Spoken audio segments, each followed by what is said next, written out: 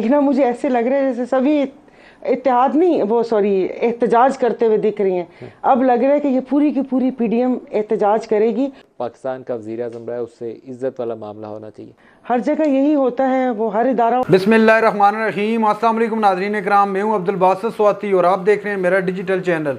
नाज़रीन इकराम, पहले आप ये वीडियो देखिए, फिर इस पर डिटेल में बात करते हैं। कर रहे हैं तो वो भी गलत है। बीबी को बच्चों की उंगलियां पकड़ के हमने थानों कचहरियों और जेलों के चक्कर काटते हुए देखा, वो भी जुल्म था। कुछ सीख लेना चाहिए as leader, as political leader, इस कौम के रहनुमा की हैसियत से हमें अपनी माजी की कोताहियों से सीखना चाहिए। इमरान खान के साथ क्या ये रवैया दुरुस्त है? बहुत शुक्रिया जी, मैं बड़ा मशकूर हूँ। पहले तो मुझे लगा कि मैं किसी इल्म नजूम के शो में आ गया हूँ, जहाँ पे अभी तोता फाल निकालेगा, फ्यूचर का हाल बताएगा, जो कबूतर की बातें हो रही थी। तो मायरे फल्कियात में समझा कि उनके दरमियान में आ गया हूँ, मगर शुक्र है आपकी आवाज़ सुनी तो मुझे ये अदराक हुआ कि ये एक सर, आप care political taker discussion prime है। मिनिस्टर का नाम बता दें तो हमें कबूतर उड़ाने की जरूरत ही नहीं, नहीं मुझे पेश आएगी। मुझे आप कतन बता आइडिया दीजिए नहीं केयर है। टेकर किसको मुझे कह आइडिया रहे हैं। होता तो मैं ज़रूर आपसे शेयर कर देता, मुझे कतन आइडिया नहीं है। देखिए, बतौर फिर बात वफाकी कबूतर हुकूमत पे के ही आके नुमाइंदे, रुकेगी सर। चले देखते हैं। वो कबूतर नहीं था, तारीख की दुरुस्ती कर लें, हुमा था।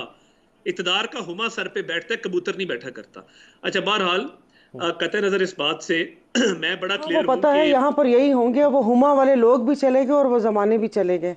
चले, बहरहाल ज़माने जैसे भी थे, आज भी ज़माने को इतने बुरे नहीं है। बहरहाल मैं, देखिए, वफाकी हुकूमत का नुमाइंदा होने के नाते जेल में किसको किसका मैट्रेस और तकिया छीनना है, किसके घर का खाना बंद करना है, किसकी दवाई रोकनी है, किसका सर्दियों में हीटर लेना है, किसका गर्मियों में पंखा लेना है, अल्लाह ताला से डरना चाहिए, रहम मांगना चाहिए। मुंह पे हाथ फेर के बार बार ये कहना कि मैं एसी उतार लूंगा, मैं फलां कर दूंगा, तकब्बर और गरूर का सर हमेशा नीचे होता है, याद रखिएगा। ना मैं शहजाद अकबर हूं और ना मैं इमरान खान हूं, क्योंकि पंजाब गवर्नमेंट के भी होम डिपार्टमेंट के आगे एक अटैच डिपार्टमेंट, प्रिजन डिपार्टमेंट का ये सारा मामला है। उनके अपने रूल्स हैं, अगर कोई दरखास्त देंगे तो कंसिडर की जाएगी। मगर एक कन्विक्टेड शख्स को क्या करें, अवारी वालों को या पीसी वालों को कहें कि कमरा रेनोवेट करके दें, या कोई वॉशरूम के अंदर सोने की टूटियां लगाएं। मैं ना, ये हम काम हमारे यार जिम्मे है अता ना तारड़ हमारे। साहब, अता तारड़ साहब, अच्छा बर्ताव करें, अच्छा बर्ताव करें। मैं आपको सर, ये हमारे जिम्मे नहीं एक है ना अच्छा अच्छा मशवरा बर्ताव, दे मुझे रहा हूँ। बताइए। हमारी ये तो तारीख के ट्रेंड बन अंदर गया जो ना, अल्लाह ये उनकी खान साहब ने मग़फ़िरत ट्रेंड डाल फरमाए दिया बेनज़ीर भुट्टो की, कि उसके दिसंबर साथ की सर्दी ज़्यादती में की गई, फरिश्ते सुलाओ। फिर नवाज शरीफ के साथ ज़्यादती की गई, अब नहीं इमरान नहीं, खान की ये तो बारी है। मुकाबला ही तो नहीं ये है सिलसिला कहीं तो रुकना अपना। चाहिए, थमना चाहिए। मलिक साहब, इसी जेल से 15 किलोमीटर दूर दरियाए अटक के किनारे एक अटक किला भी वाक़ है। उस अटक किले के अंदर डंजन्स हैं, डंजन्स। जिन डंजन्स में हमारे कायद को बंद किया गया था, मैं कोई बात बदले की नहीं कर रहा, इनको तो फिर भी एक प्रिजन में रखा गया है, एक डिक्लेयर्ड प्रिजन में रखा गया है और सहूलियात दी गई हैं। अब इनके शयाने शान नहीं है तो ऑब्वियसली ससुराल तो नहीं आए हुए ना, मकलावे पे तो नहीं आए हुए। एक कन्विक्टेड एक प्रिजनर है जो सेंटेंस काटने गया है। अब अगर सहूलियात चाहिए, कोर्ट में इन्होंने अपील कर दी, फेडरल गवर्नमेंट को दरखास्त दे दी। मैं कसम खा के कहता हूं कि हम सख्ती करने का नहीं कहते। मैं कसम खा के कहता हूं, हम ये नहीं कहते कि फलां सहूलत रोक लो, फलां सहूलत दे दो। हमारा ये काम नहीं है। और अगर हम अपने आप को इन्वॉल्व करेंगे तो इसका मतलब है कि ये सियासी इंतकाम है और हम इतने छोटे लोग हैं जितना शहजाद अकबर था या जितने खान साहब थे। हमारा कोई लेना देना नहीं इस मामले के साथ। तारड़ साहब, आपका लेना देना है, मैं आपकी बात से मुतफिक नहीं हूँ। शहबाज शरीफ साहब को, वो मैं उनका इंटरव्यू करने के लिए खसूसी तौर पर आया था जिस दिन इनको तलब किया गया था, स्पीकर की इजाज़त से हुक्मनामे से इनको लाया गया था पार्लियामेंट में, और वो कहते थे कि 10 बाई 10 का सेल है जिसमें मुझे रखा गया। शाहिद खाकान का मैंने इंटरव्यू किया तो उन्होंने मुझे कहा कि वो कोई पता नहीं कसूरी चक्की है या क्या उसका नाम है, वहाँ मुझे रखा गया। हर जगह यही होता है, वो हर इदारा उठाकर देख लें, वहाँ पर हमारे रिटायर हजरात ही हैं तो खैर है। पाकिस्तान भी बूढ़ा ही हो चुका है, रिटायर लोग ही चला लें भले। लेकिन अब मुझे ऐसे लग रहा है जैसे सभी इत्तेहाद नहीं, वो सॉरी, एहतजाज करते हुए दिख रही हैं। अब लग रहा है कि ये पूरी की पूरी पीडीएम एहतजाज करेगी।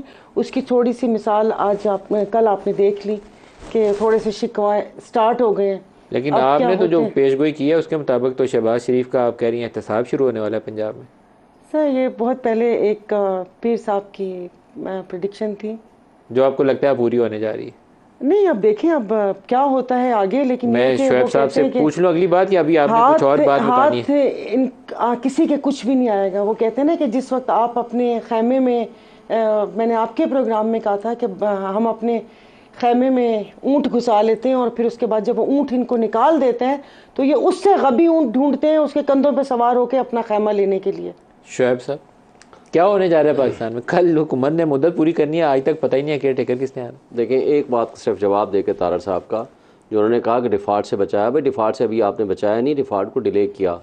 डिफ़ॉल्ट के करीब लाया कौन पिछले 15 महीने में?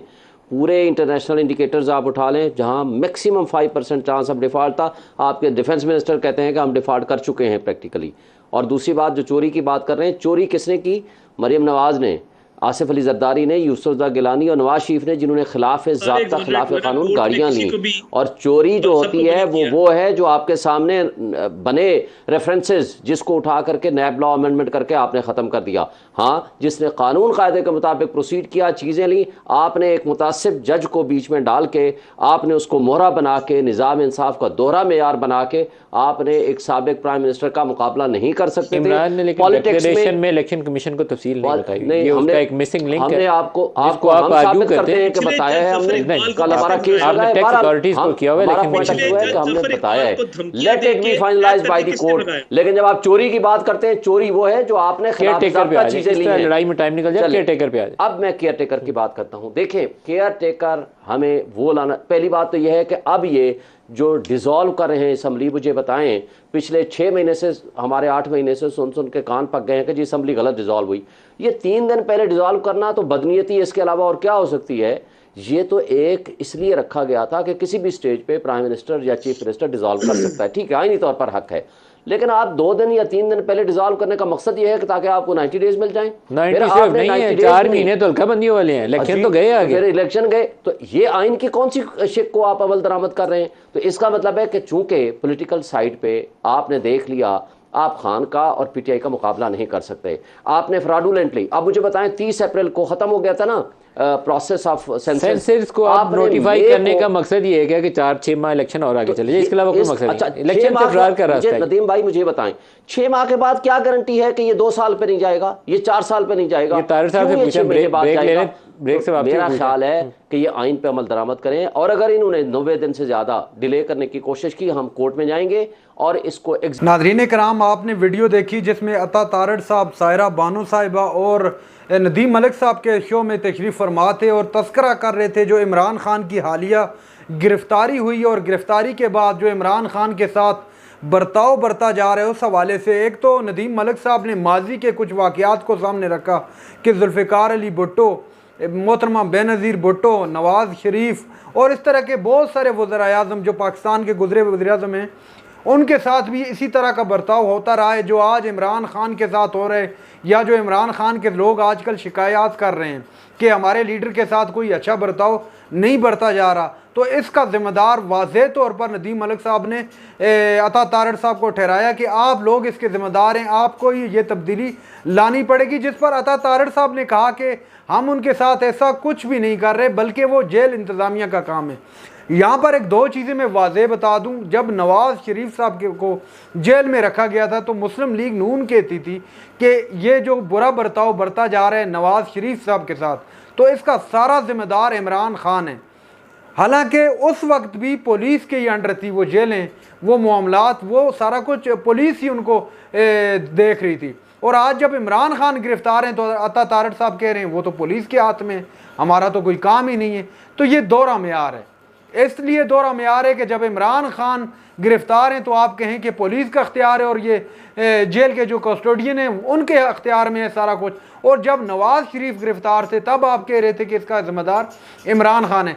बहरहाल काफ़ी नोक झोंक हुई नदीम मलिक साहब और अता तारड़ साहब के दरमियान भी, और सायरा बानो साहिबा ने भी एंट्री मारी और उन्होंने भी अपने दिल की भड़ास निकाली। नाज़रीन इकराम, ये थी आज की हमारी वीडियो। चैनल पर जो ने चैनल को सब्सक्राइब कर लें अगली वीडियो तक के लिए। अल्लाह हाफ़िज़।